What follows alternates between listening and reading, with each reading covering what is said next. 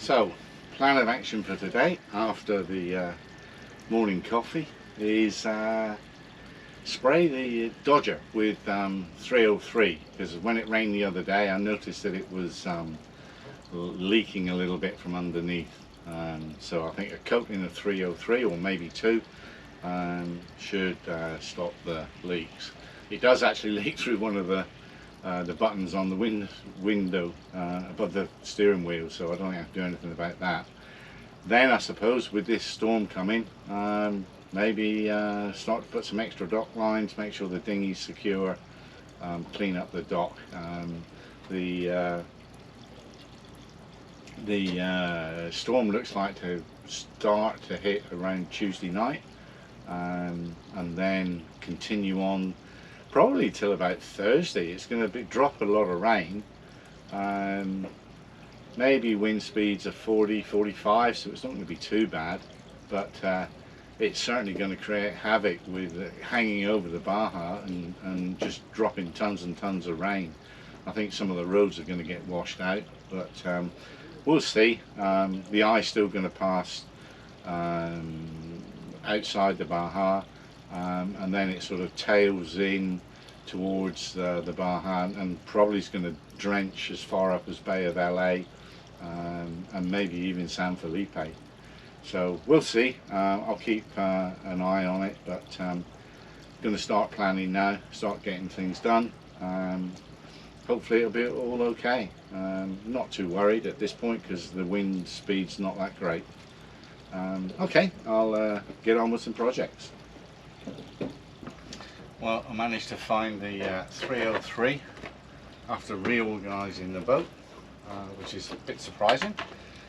I couldn't find the funnel, that took ages, but here we go. I don't know how much this is going to take to do the Dodger, and I'm also not sure whether you're supposed to do just the outside or also underneath. So I'm probably going to end up doing both, see what happens. But I don't even know how much this is going to take. You're supposed to do light covers rather than a heavy spray, like a couple of light covers. So we'll try this, see what happens. And we have to do it a couple of times, and that's fine. Shouldn't be too much of an issue. So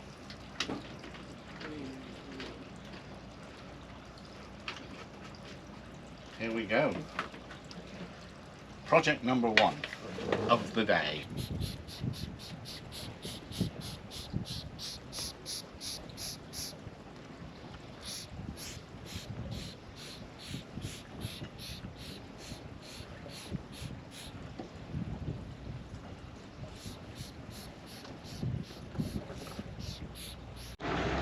So I used up my last coffee filter this morning, and I've been looking for them in the supermarkets, can't find them anywhere, but I've actually found some here in the Arambura store, affectionately known as the cow store. You'd think you'd find these sort of coffee filters anywhere, but couldn't find them. But now it's going to be fresh coffee again in the morning. When I was cleaning the engine a couple of days ago and degreasing it, I noticed quite a big salt build-up around the top of the wet exhaust hose, roughly around here. I'm not sure whether it's coming out of the hose or whether there's a hairline crack in the stainless steel exhaust elbow, but I cleaned it all off and ran the engine for 10 or 15 minutes, and there seems to be some more salt deposits there. It could be that the hose clamps need tightening up, which is what I'll do next. But it may need a new piece of hose, which I'll order just in case, because it's only about 13 inches long.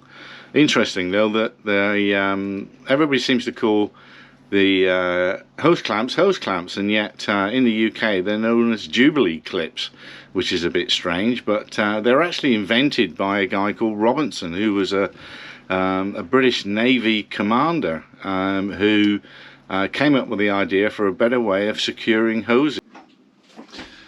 So I thought it would be a good idea to clean the air conditioning strainer. So I took it apart and the stainless steel basket fell apart in my hands.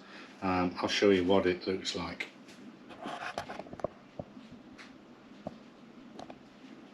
As you can see, this is all that's left of it.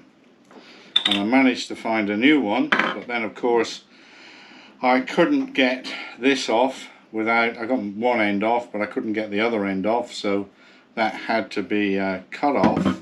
And now I've got to try and get this undone, which I'm not 100% sure how to do. So when I've got it off, I'll put it back together. And just put it back together.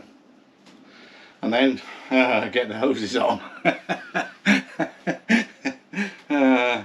If it wasn't for the air, it was running the air conditioner, I'd wait until tomorrow, but it is so hot in here. It's got to be 100 degrees outside and the boat is now heated up, so this has got to be done. So it's now 6:30 on Tuesday evening. It's been raining now for about 3 or 4 hours.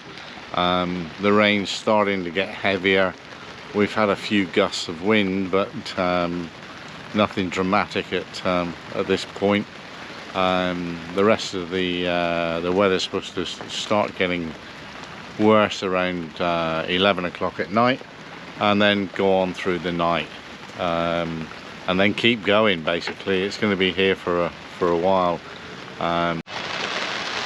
It's now 7:30 and the wind's just started to pick up, and there's a little bit of surge coming into the marina. Rain's still not too bad. This is nothing like the Hurricane Lorena I went through on my last boat. That blew 65 knots and the boats were moving all over the place and leaning over in the marina, but so far this is a breeze. Hope it stays like it. It's now 8:15 and the wind's starting to pick up now. Unfortunately, it's coming from the southeast, so we're getting some protection from that hotel, but it's still okay. No real issue. The boat's moving around a bit, but not too much. So not really much happened last night. Plenty of rain, very little wind. So much so I fell asleep. So this morning it's still grey and overcast and horrible. No wind again, but the forecast said there's going to be some more today. We'll see. If it was like last night, it's a breeze. The streets seem to have fared fairly well, other than a lot of erosion caused by the rain. Not too bad. I thought the streets were going to be running with water, but obviously it's cleared a bit.